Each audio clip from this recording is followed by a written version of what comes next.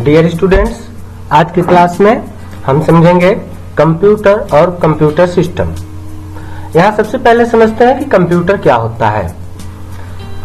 आप कंप्यूटर में जो सीपीयू बॉक्स देखते हैं, वास्तव में यही अपना कंप्यूटर है। जो हम जनरली बात करते हैं कंप्यूटर क्या है, तो ये सीपीयू बॉक्स ही कंप्यूटर है।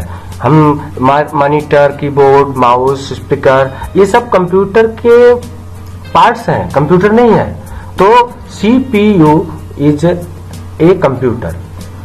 इसको अगर हम डिफाइन करना चाहें तो computer is an electronic device which perform arithmetical and logical operation.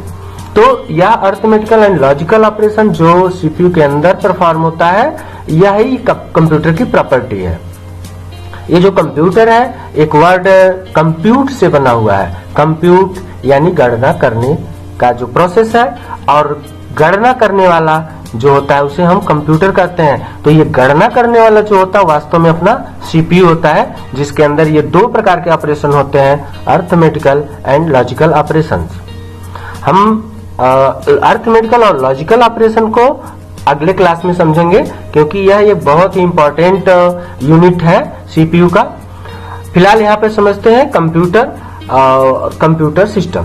तो स्टूडेंट्स, यह आपका कंप्यूटर है जो CPU बॉक्स होता है।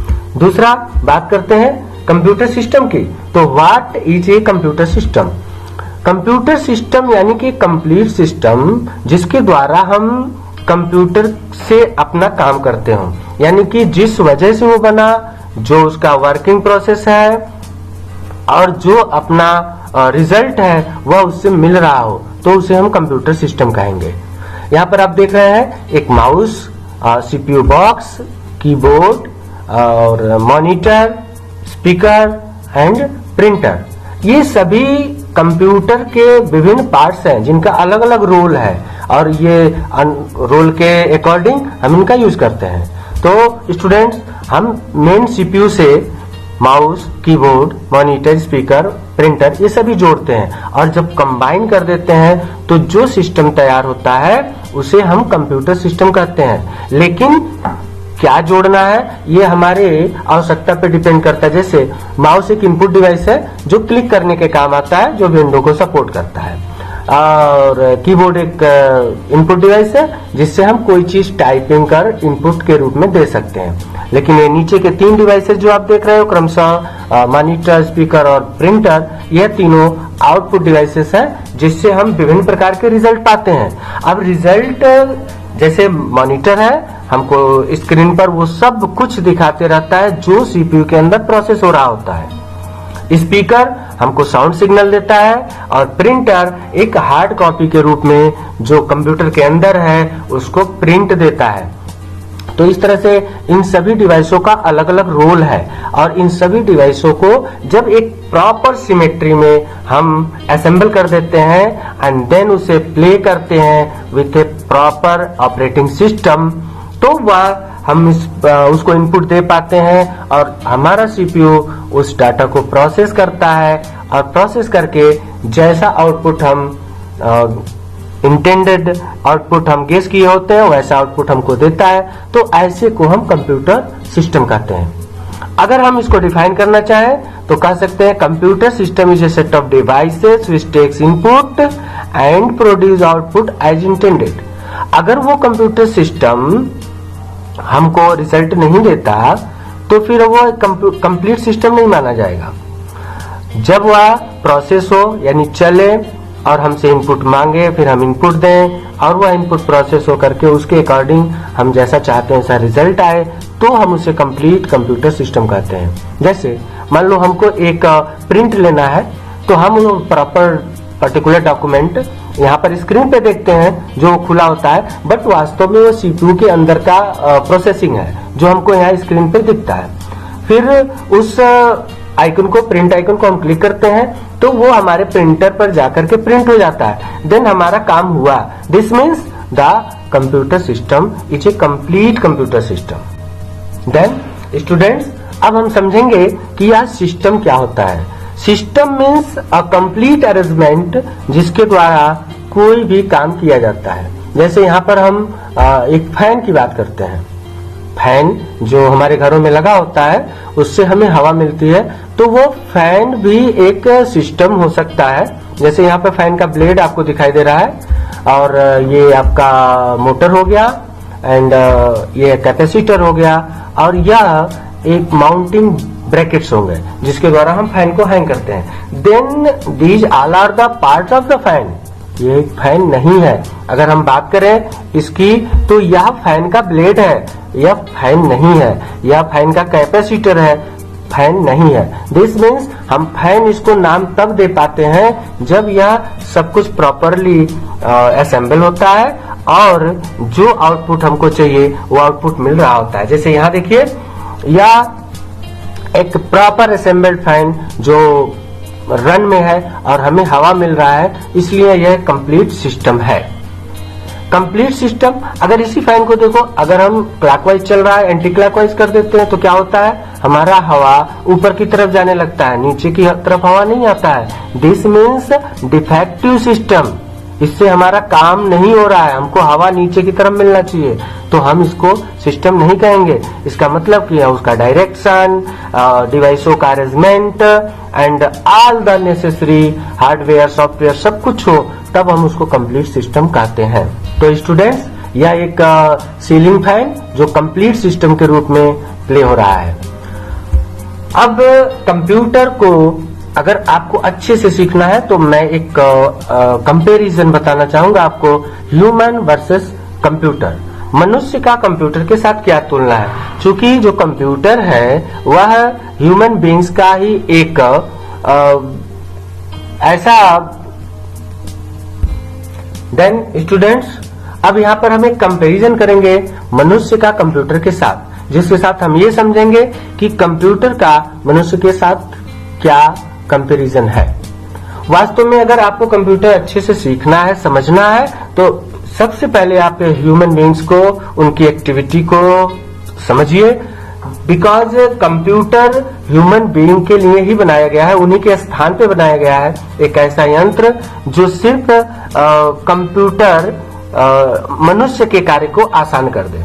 तो मनुष्य के स्थान को रिप्लेस करने वाला यह डिवाइस अगर समझना है तो हमें मनुष्य को समझना होगा। जैसे आप यहाँ पर एक ह्यूमन बीइंग्स का डायग्राम देख रहे हैं, इसके विभिन्न parts like ear, eyes, mouth, neck, arm etcetera, और यहाँ आप एक कंप्यूटर सिस्टम देख रहे हैं। इन दोनों का क्या कंपैरिजन है? ये मनुष्य भी एक सिस्टम है और कंप्यूटर भी एक सिस्टम है।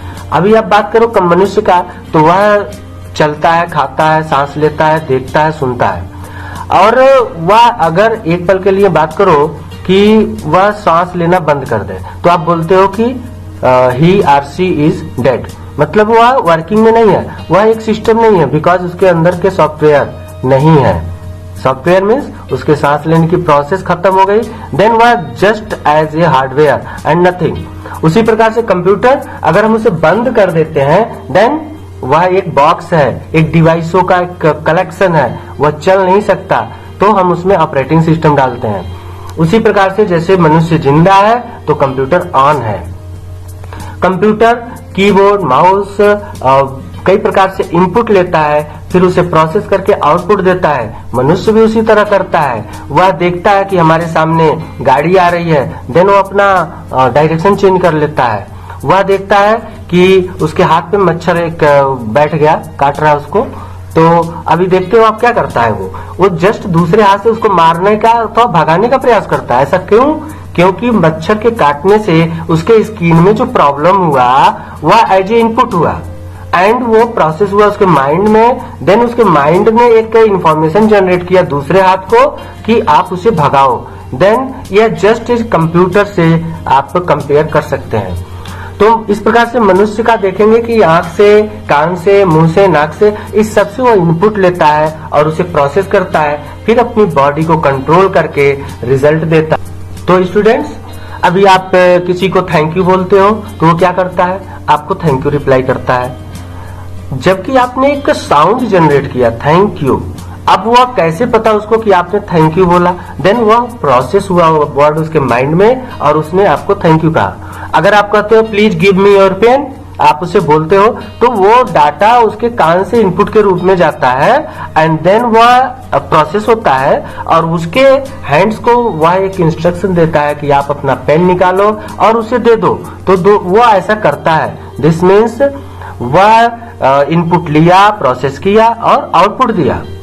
तो जैसा हम ह्यूमन बीइंग्स के साथ कर रहे हैं जस्ट वैसा ही कंप्यूटर के साथ होता है। आपको प्रिंट लेना है, देन प्रिंट आइकन को क्लिक करते हो तो प्रिंट आता है, वीडियो को क्लिक करते हो तो वीडियो प्ले होता है।